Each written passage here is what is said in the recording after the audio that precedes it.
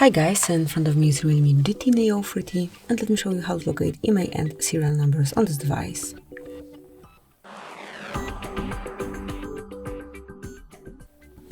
So at first open your phone dialer, then go to keypad and enter a secret code which is *pound or £6. And here we've got the device information along with IMEI and serial numbers. Tap on OK to close it.